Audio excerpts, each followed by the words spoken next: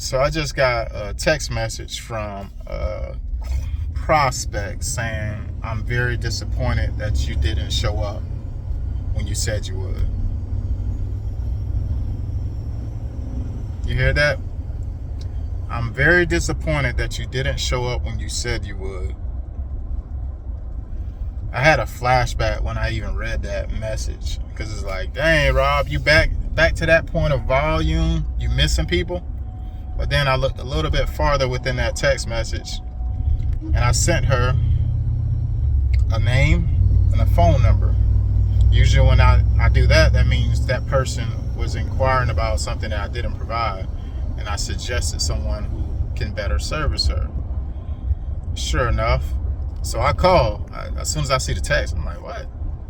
Let me call this person, because I know my schedule. I ain't falling off my boat like that. And I talked to her. I said, hey, I noticed I got a text message from you. And she was like, yeah, I was a little bit disappointed. I was like, what service were you inquiring about? Was it like mowing or something like that? And she was like, yeah, I was inquiring about mowing, and you sent me somebody, and he said I'm on his list, and that was like, last week, and I still haven't heard back from her or anything like that. So I was just a little bit disappointed. So it's like, that makes me go back to what I've been doing. Stop referring other people. Despite me wanting to see other people eat and see other people get on and see their business successful, if they can't deliver, and that's the big risk you taking when you put yourself out there. I already got a reputation. Like, people look me up, they already know what they're getting if I decide to provide service for them. So when you suggest someone and they don't deliver, even though it ain't you, it does make you look some type of way. Like, hey, don't be suggesting people. Because if I wouldn't have suggested, she would have never found him.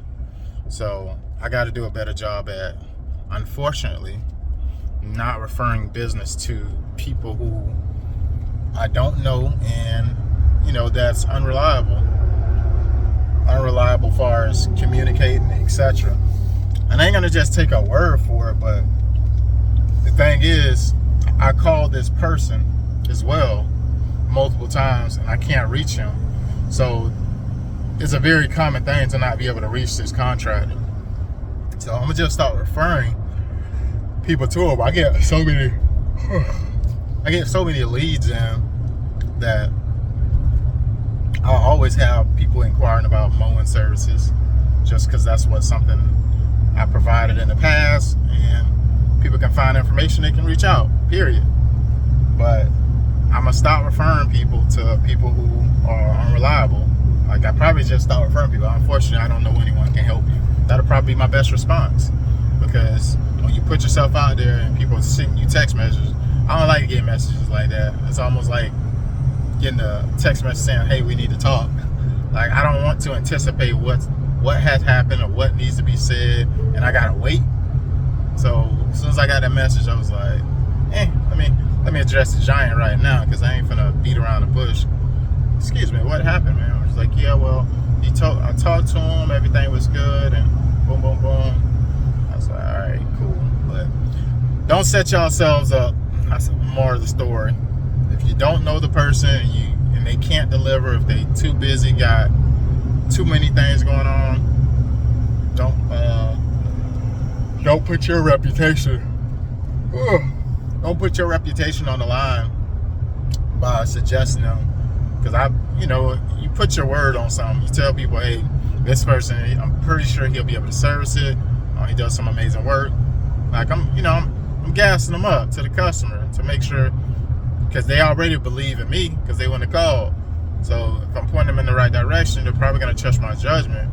And if anything goes south, they are going to kind of look back. Like, luckily,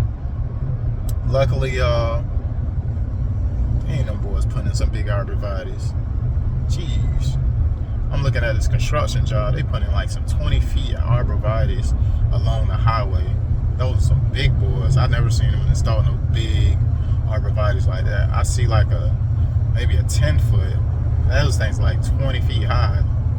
They're planting them in the ground. That is crazy. But yeah, y'all, don't put yourself out there if you don't know the person to be reliable. I got to get going. Got some estimates to do. Got a lot of ripping and running to do. Later.